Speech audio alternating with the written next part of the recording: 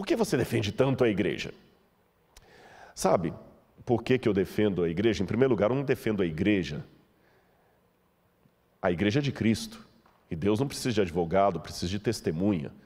Eu não defendo a igreja. Eu dou o testemunho do que a igreja fez na minha vida.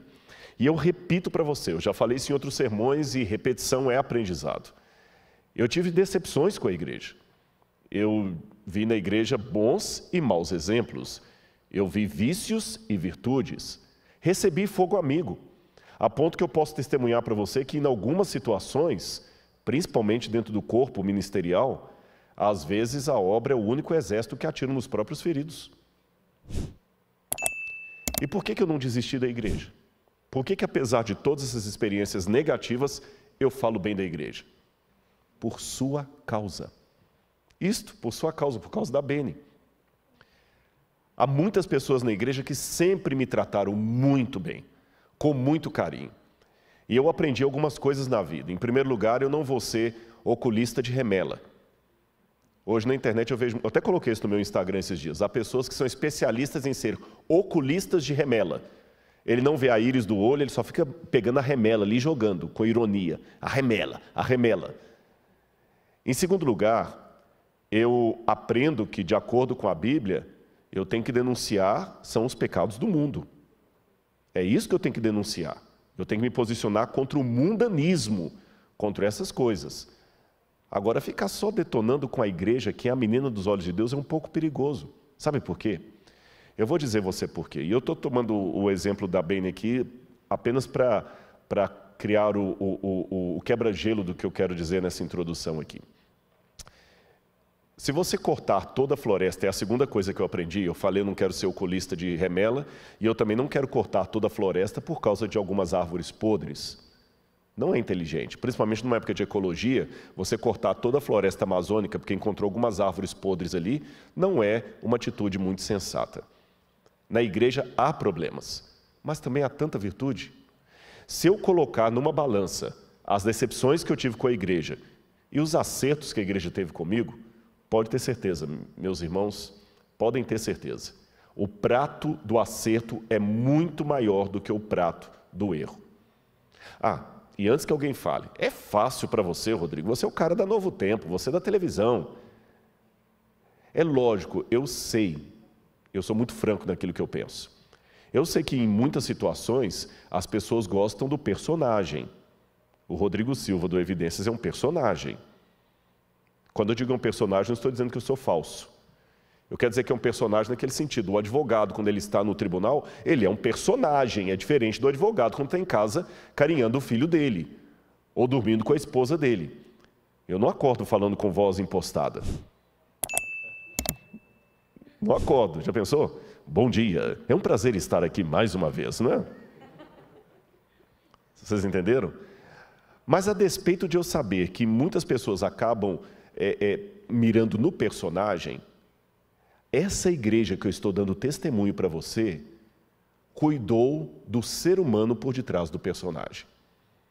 Eu me lembro, quando eu estava, por exemplo, na colportagem, lá em Belo Horizonte, eu colportava, e para quem não sabe o que é colportagem, é, em outras palavras, vender livros de porta em porta, para fazer duas coisas ao mesmo tempo, ganhar o seu ganha-pão e pregar o evangelho através de bons livros que as pessoas compram. E eu, no meu caso, queria pagar a minha faculdade. E tinha uma irmã Anália, já faleceu, que ela já era idosa naquele tempo. E a irmã Anália, sempre que eu aparecia na igreja de quarta-feira, ela sabia quando eu ia, ela falava assim, aqui para você, meu filho, eu lembro disso até hoje.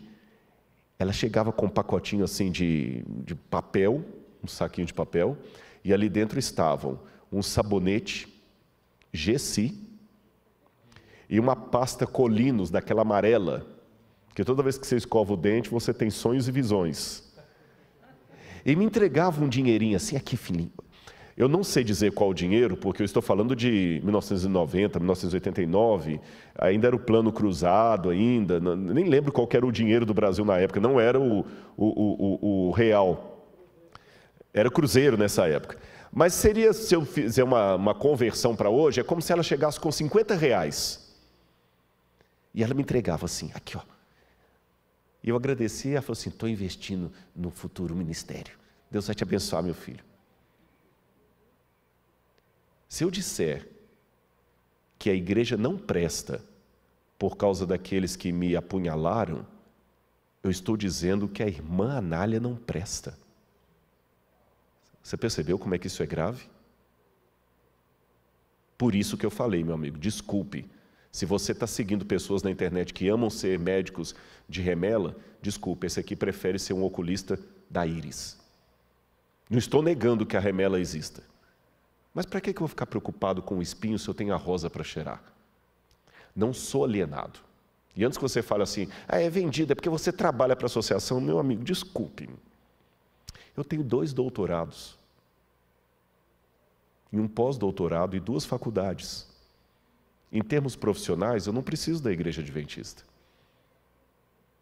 Se fosse profissão por profissão, eu já recebi propostas para ganhar muito mais.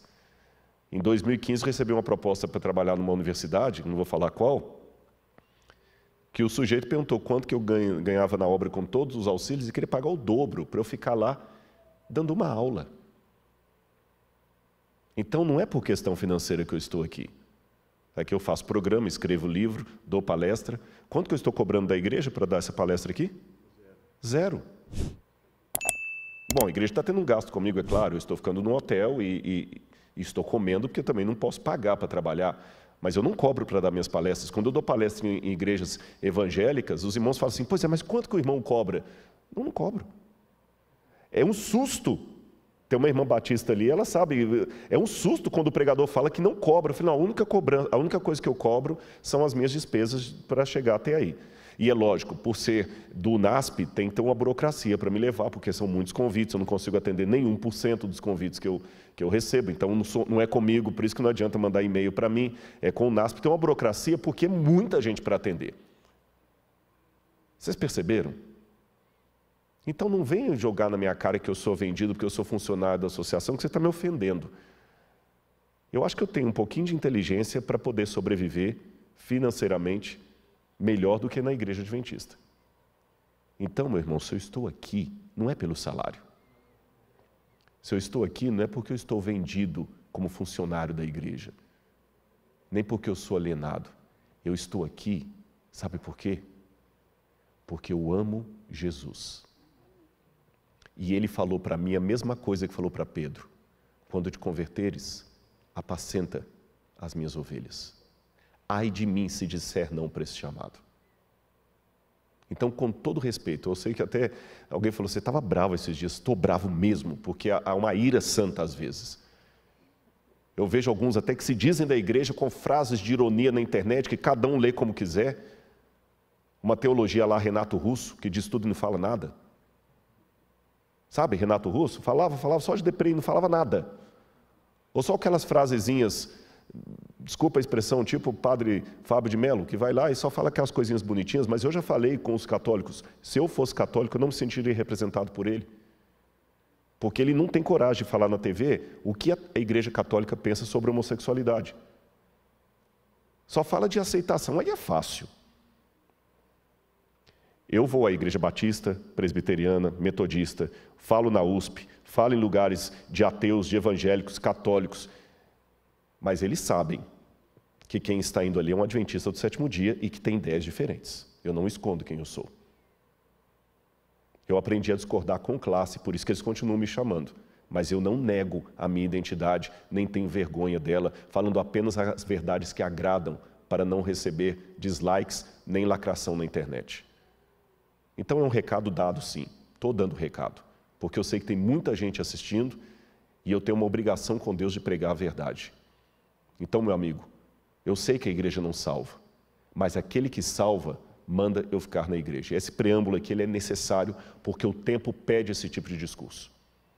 Há muitas pessoas hoje que estão achando que a igreja é um detalhe, uma coisinha besta. Não é. Quem fundou a igreja foi Jesus. Você está querendo saber que é mais do que ele? E mais um detalhe, já que você fala tanto na internet de aceitação, de evitar as fobias, por que você não aceita a igreja? Por que você não aceita a igreja? Você quer que agora a sociedade aceite o bandido, porque o bandido é apenas uma vítima da sociedade, a igreja tem que aceitar todo negro, pobre, homossexual, a sociedade tem que aceitar todo mundo, agora é aceitação, está certo. E por que você rejeita a igreja? Por que você não fala bem da igreja? E sabe o que eu penso? Quando eu começo a arrotar que sou mais espiritual com os meus irmãos, por isso eu não estarei ali, aí eu estou praticando um racismo espiritual.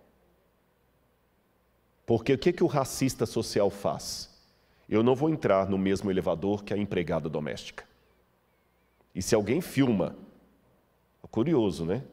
Se alguém filma um desses racistas sociais destratando um motoboy, todo mundo se posiciona. Que absurdo! Que absurdo! Ele tem que entender que o motoboy é uma pessoa como ele. E eu concordo, tanto é que eu coloquei uma observação dessa no YouTube. No YouTube não, no Instagram. Agora, quando é para lidar com os irmãos tão pecadores como ele, aí ele toma a mesma posição do racista que ele questionou. Ele não quer se misturar com essa gentalha. Quando você fala que não quer ir à igreja, que tem problemas demais lá, sabe o que você está dizendo? Eu sou bom demais para eles. Esse que fala para vocês, sem nenhuma demagogia, nem falsa piedade, conhece os pecados que ele comete. Esse que vos fala, conhece as falhas que ele tem. Esse que vos fala, conhece quantas vezes precisou correr para a cruz do Calvário para pedir a Deus perdão dos meus pecados. Por isso, talvez por isso, por me sentir tão indigno, eu me sinto tão bem na igreja com pessoas indignas. Porque, na verdade, eu sou uma delas.